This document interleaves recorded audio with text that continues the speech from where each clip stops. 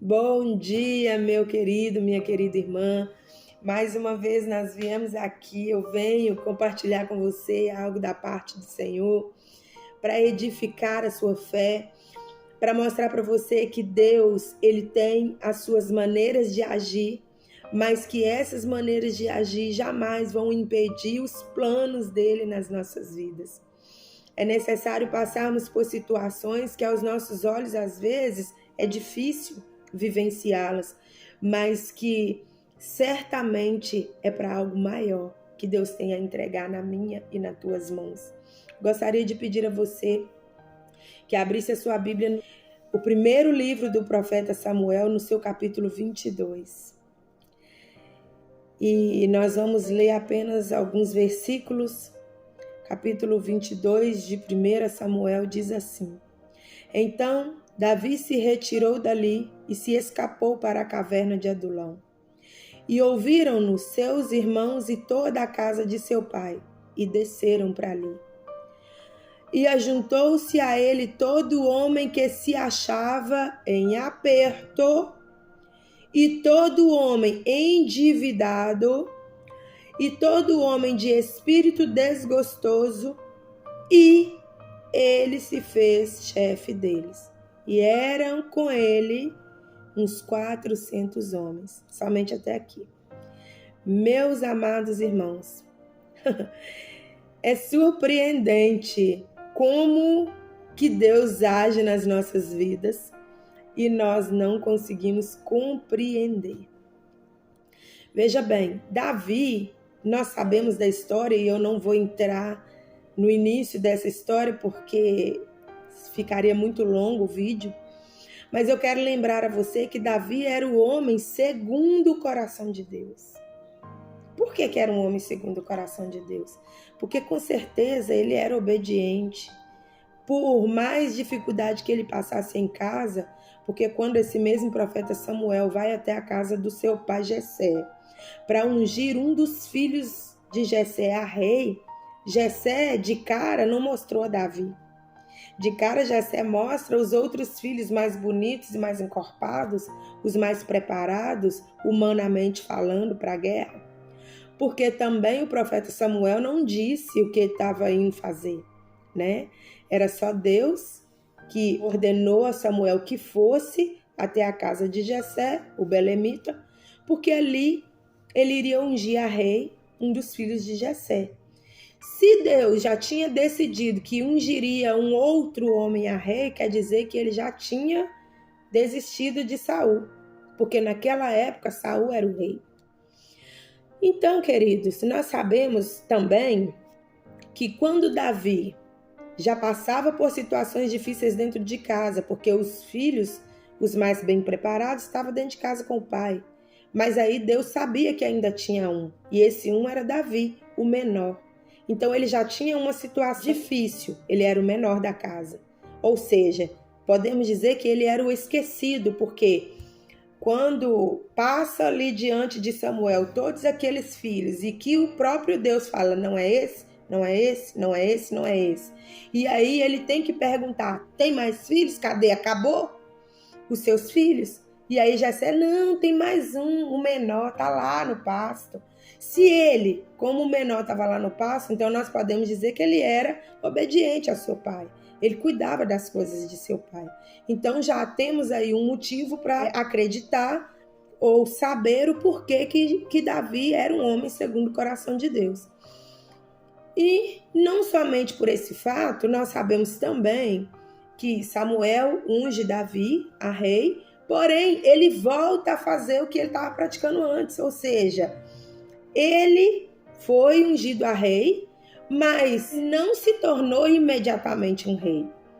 Então ele continuou fazendo aquilo normalmente, obedecendo ali a ordenança do seu próprio pai. Também nós podemos entender que quando o rei Saul leva as suas tropas, o seu exército, para pelejar contra os filisteus, e ali aquele povo filisteu tem um inimigo que é gigante e que zomba do exército de Saul, Deus, estrategicamente, porque em tudo Deus tem uma estratégia, ele manda Davi, por intermédio de seu pai, ir lá ver como que tá a batalha e levar o alimento para seus irmãos. Ai, Deus é lindo. E aí, quando Davi chega ali, ele percebe, ele vê, ele visualiza aquele gigante afrontando o povo do rei, o povo de Israel. E aí, ele se prontifica, aquele franzino, aquele pequeno, aquele menor, se prontifica a batalhar. Queridos, interessante é que ele se prontifica a lutar contra o gigante e todos ridicularizam ele. Mas como? A Bíblia não cita, mas com certeza eles devem ter chacoteado bastante. Como que um menino desse vai fazer tal coisa? Como assim? Não tem cabimento. Humanamente falando, ele jamais vai ganhar. É uma luta que é injusta. Mas Davi, veja bem, Davi fala que ele ia em nome do Senhor, o Rei dos Exércitos. E o gigante vinha com as armas e com a sua altura gloriosa. Mas por que eu estou falando isso aqui? Porque independente do que a gente viva, independente das batalhas que a gente vence, em algum momento nós vamos nos frustrar, nós vamos nos abater, alguém vai nos trair, alguém vai falar mal, e aí nós ficaremos deprimidos, oprimidos, abatidos, com vergonha, frustrados, entristecidos, mas isso não é o fim. Então, depois de tudo isso, e ainda tem a parte que Davi toca a harpa para expulsar o mau espírito que atormentava ele, Davi ganha aquela batalha com o Golias, e aí tem como recompensa a filha do rei, Mical, casa-se com ela. Então, quer dizer, Davi estava vivendo o auge da sua vida, o auge ali da sua trajetória de vida, mas de repente é puxado o seu tapete. Por quê? Porque alguém ali no meio, aquelas mulheres que se reuniram e começaram a falar, porque Davi começou a ganhar várias e várias pelejas, várias e várias batalhas, já ali com seu exército levantado ali, de soldados que ele mesmo treinou e ele mesmo formou para o rei. Então, o rei, além de sogro, eu posso dizer que ficou ali fazendo parte da família de Davi e ficou, Davi com certeza nutriu um sentimento de paternidade por esse rei. E de repente, esse rei intenta matá-lo, coloca no seu coração, vou matar Davi. Por quê? Porque as mulheres começaram a gritar, Saul matou milhares, mas Davi a 10 milhares.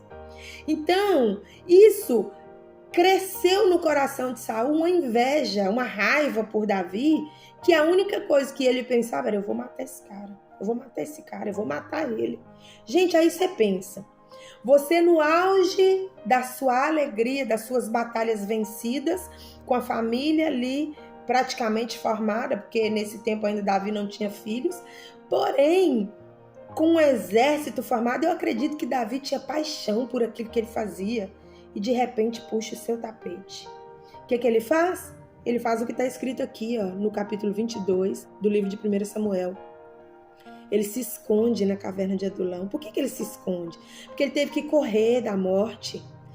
E aí, quando ele se esconde, gente, imagina a frustração de Davi. Num dia ele estava no alto nível de vida, no outro dia ele já estava cá embaixo. Perdi tudo, acabou para mim. Agora o que eu vou fazer? Vou ter que esconder. Teve ainda, aqui no capítulo anterior, no capítulo 21, vai dizer que ele teve que fugir, né, do rei Saul, e ele foi para Aquis, o rei de Gate, e chega lá, ele temeu que esse rei pudesse entregar ele para o rei Saul. O que ele faz? Finge de louco. Para ele se fingir de louco foi um constrangimento. Foi assim, eu imagino que uma vergonha imensa, né? E aí, cara, que vergonha, que situação, que frustração, magoado, traído, entristecido. Ele chega na caverna de Adulão, seus irmãos ficam sabendo, Ai, o que Deus faz? Será que Deus simplesmente fala assim, agora acabou? Ele baixou a cabeça, não vou mexer mais com ele. Não. Não, meus irmãos, sabe o que Deus faz? Deus leva para lá mais um monte de homem. Gente, porque aqui, ó, no versículo 2 diz assim: e ajuntou-se a ele todo homem que se achava em aperto. Gente, como que é um homem que está em aperto? Frustrado. Aí, todo homem endividado, meu Deus do céu, como que é você ter que pagar a dívida, não tem dinheiro, às vezes ali o cobrador está na sua porta, você tem que fugir. Irmãos, todo homem endividado, o homem que está endividado, gente, ele às vezes pensa até em tirar a própria vida, porque já não aguenta mais a pressão ali da cobrança. Todo homem de espírito desgostoso, cabisbaixo, triste, frustrado, como ele. Então, Davi teve descanso ali na caverna de Adulão? Não, não teve. Sabe por quê? Porque Deus não permitiu que Davi se deparasse com essa frustração e baixasse a guarda, baixasse a cabeça, não. O Senhor levou mais esses 400 homens aqui, ó. E eram com ele uns 400 homens. Mas nós podemos dizer que a família, os irmãos de Davi também foi para lá. Então, quer dizer, a família de Davi foi para lá. Esses outros 400 homens, gente, olha o tanto de gente. E sabe o que aconteceu ali? Vocês acham que Davi ficou murmurando, reclamando e questionando a Deus? Não. Davi, ele se fez chefe deles. E aí, se fazendo chefe deles, Davi era homem de guerra, era homem de frente de batalha. Sabe o que ele fez, meus amados? Ele treinou esses homens. E dessa caverna de Adulão saíram os valentes de Davi. Foi os mesmos que acompanharam ele nas outras guerras depois. Porque Deus fez com que ele levantasse a cabeça, se reerguesse e que ele partisse para a batalha. Porque se Davi era um homem de guerra, Deus não iria permitir jamais que ele ficasse escondido numa caverna. Meus amados, e após isso tudo nós sabemos o desfecho, que lá no final, né, nós sabemos que Davi se torna rei de Israel. Mas para ele se tornar rei, ele teve que passar por situações difíceis atrás. E o que eu quero dizer para você com isso?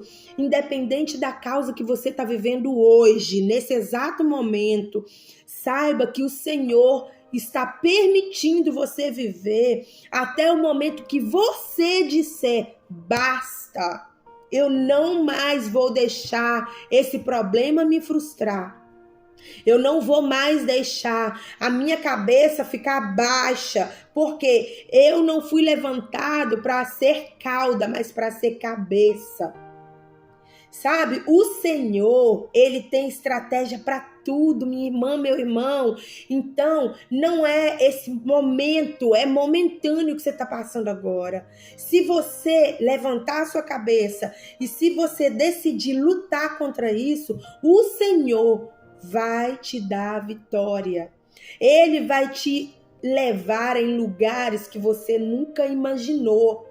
A circunstância da sua vida não pode ser definida por um momento que está vivendo agora. Não. Quantas vezes, meus irmãos, eu já passei por situações em que eu pensava que eu não ia conseguir. Mas o Senhor me levantou em todas elas. E hoje eu estou aqui podendo compartilhar com você algo que eu já vivi, que eu sei que não é o fim e que o Senhor tem algo muito maior para entregar nas nossas mãos. Minha irmã, meu irmão, levanta a sua cabeça, ergue o seu coração, levanta os seus olhos para o alto, porque é de lá que vem o socorro. Salmo 121 vai dizer, eleva os meus olhos para o monte, de onde vem o meu socorro. O meu socorro vem do Senhor, que fez os céus e a terra. Queridos, muitos confiam em carros, outros em cavalos, mas nós fazemos menção do nome do nosso Senhor. Sabe por quê? Porque Ele é o Senhor dos exércitos. Ele jamais perde uma batalha. Então, meu amado, minha amada, não perca a esperança. Não perca a esperança. Não deixe que esse momento venha ditar a sua trajetória de vida. Faça desse momento um momento de lição, de reflexão, porque você está passando pelo deserto para um aprendizado. Porque deserto é lugar de passagem, não é lugar para moradia. Amém? Então, eu te convido a orar comigo nessa hora, nesse momento. Vamos orar e vamos pedir ao Senhor com sinceridade e com verdade para que Ele mude o quadro da sua vida, porque Deus, Ele é fiel para cumprir. Mas antes, você tem que entender que esse processo é necessário para você chegar no propósito. Amém? Pai, nesse momento, Senhor, eu quero te agradecer por essa rica oportunidade de estar aqui, Pai querido, compartilhando com os meus irmãos algo do teu coração. Pai amado, nós bem sabemos, ó Deus, que as aflições, as frustrações, as tristezas, as opressões e as depressões, ó Pai, do nosso dia a dia, tem feito com que muitos de nós venhamos baixar a cabeça, tem feito com que nós venhamos nos esconder numa caverna. Pai, mas nós sabemos que essa caverna, ela não é o lugar do fim. Essa caverna, Pai, ela não pode ser, Pai querido, a nossa paralisação para a vida, porque nós sabemos que o Senhor tem um propósito maior. Talvez, Pai, tem muitas pessoas dentro dessa caverna nesse exato momento, e a nossa oração, Pai, eu uno a minha fé com a deles, porque a minha oração é que, Pai amado, que essas pessoas saiam dessa caverna neste momento, da caverna da frustração, da caverna, Pai, da tristeza profunda, da caverna da desesperança, que essas pessoas saiam de lá de dentro, ó Deus amado e querido, e que elas venham manifestar o desejo de te adorar, de te servir com verdade e sinceridade. Pai, visita cada coração nesta hora. Meu Deus, faz com que essa pessoa, Pai querido, ela seja impactada por essa palavra. E em nome de Jesus, ó Deus, em nome de Jesus, o coração deste homem, dessa mulher, seja cheio de alegria, seja tomado pelo fogo do Teu Espírito Santo neste momento, e que ele possa contar o testemunho, mas que ele se levanta, Pai querido, dessa cama, que ele se levanta desse sofá nesse momento, e que ele tenha, Pai, a visão do Espírito Santo de que o Senhor é com eles. Pai, coloca no coração dessas pessoas que o hoje não define a trajetória de vida, o hoje é simplesmente um momento, e que ele é transformado de acordo com o nosso querer. Pai amado, se nós queremos, o Senhor vai fazer. Pai, essa é a oração que eu faço, e eu oro em nome do Pai, do Filho e do Espírito Santo, em nome de Jesus. E quantos podem dizer amém e amém? Deus abençoe a sua vida, Deus abençoe seu dia. Guarda essa palavra no fundo do teu coração, e quando você pensar em desistir por causa do momento, tenha certeza que lá no futuro, o que é maior está te esperando das mãos de Deus para você. Amém? Glória a Deus. Beijo.